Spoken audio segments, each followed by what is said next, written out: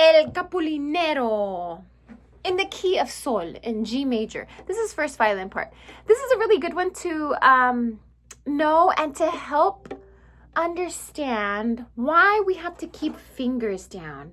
Because I notice a lot of students, especially when they're just learning, they just want to play finger at a time. You don't want flying fingers. That's not going to help you to be quicker. So in El Capulinero, for example, there's times where we have to do grace notes. Grace notes are those quick little notes that happen, and it's usually on the same bowing direction. So in this case, we have a do to a C natural to a B, right? And you go quickly to a third finger D. And all of these notes are very connected. The more connected you are and more fortissimo you are, it's excellent as a violin section. So here's the beginning.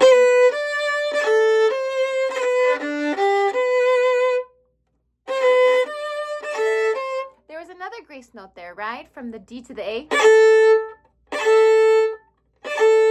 And just because they happen so quickly doesn't mean that you play it lighter because it's so quick. The heavier you want to be, bring it out.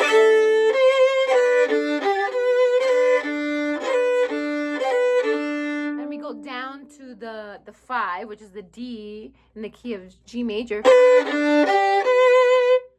Yeah, so this is the beginning. So we're starting on that little quick grace note.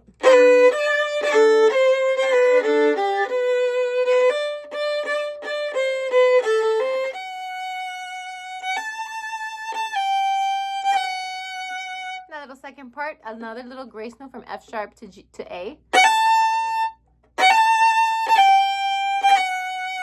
A retake. And you do that whole part again, yeah?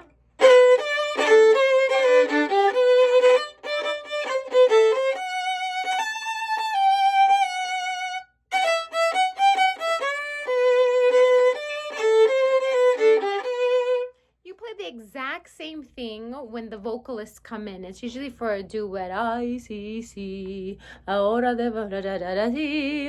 don't know, no sé la letra, but so that you play the exact same thing when the voices come in. What else are we missing? So and it's not even as quick. I'll put a link down below of who I like listening to when it comes to this song, and it's a very good video also. And I might add, I had the pleasure of sharing the stage with these gentlemen. It's Mariachi Los Galleros de Danny Ray. And it was so much fun. This happened this past weekend at an event called Mariachi USA that happens at the Hollywood Bowl. I'll have some clips in my channel of how it went and the group that I played with and my experiences and such. But I'll leave the link down below of El Capulinero and how these guys play, which is great. In the very beginning, they kind of do it a little differently. They're like, or they do kind of like a little pause in the beginning, but typically you can just do that's how you would just start it. Okay, so that's that. And then it goes, there's a coda part.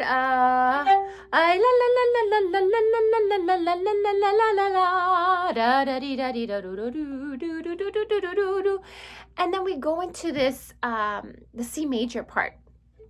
So now we have to be aware that we're not playing F sharps. It's F naturals.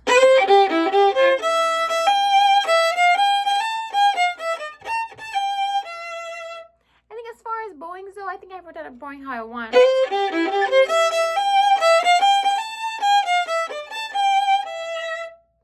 Yeah, and I think here, this is a very good exercise to kind of keep fingers down, like I was saying before. If you're going from a B, C, another little grace note, and we're highlighting a C major triad in first inversion, with E on the bottom, right? Right here. Yeah, no, another grace note from E to G.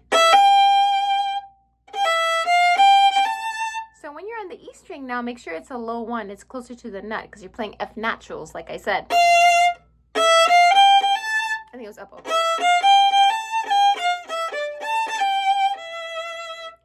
And another little rule of thumb for stylistic reasons, when you're playing eighth notes and son jalisciense, they're usually going to be like, they call it caballito style. So it's kind of like like riding a caballo. Yeah. So,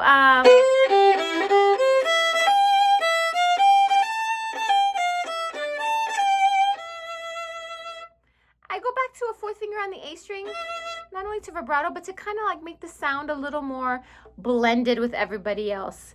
Because if you keep playing these open E's,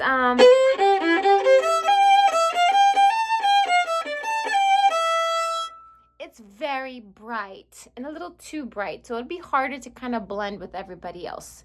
So, yeah, just things that I've also learned this past month, I have to say. I had the opportunity to work with, se llama Maestro Jesus Manuel Cortez. He is a composer, excellent musician, and he's an OG. Yeah, I had the pleasure of working with him and him giving us girls guidance on how to do things specifically for these songs that we were playing. And so because of that guidance, I feel like, oh yeah, now it makes sense why we use fourth fingers instead of open strings. Yeah, it's all about blending and really respecting styles. Yeah, okay. So in that C major part,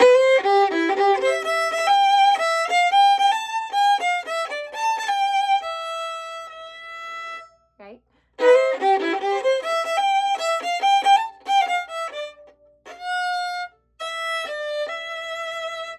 Maybe alter it like an open to a fourth finger.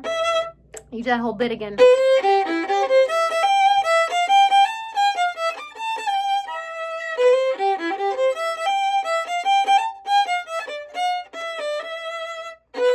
And you go back to the beginning. Not beginning, but it sounds like the beginning, so the voices can come in again for their second verse. So as long as they're doing those verses, you're basically doing this.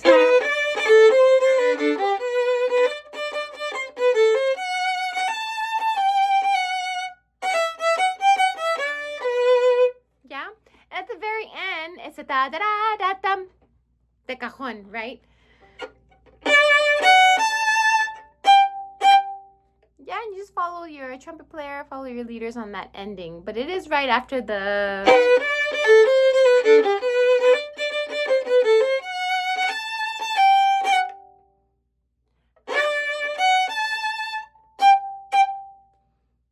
Yeah, so much fun. Like I said, I'll put the link down below. And you can play along with them and look at their bowings as well. But it's pretty much what I was showing you. Although the beginning is a little bit different. Bum. Yes, so enjoy. Oh, just FYI for my subscribers, I would really appreciate if you could like and subscribe to my channel. I would throw in as many videos as I possibly can every Monday. Yes, I'm quite the busy woman, and I was very busy this past month, but things are kind of slowing down, I guess. Nonetheless, I appreciate you watching.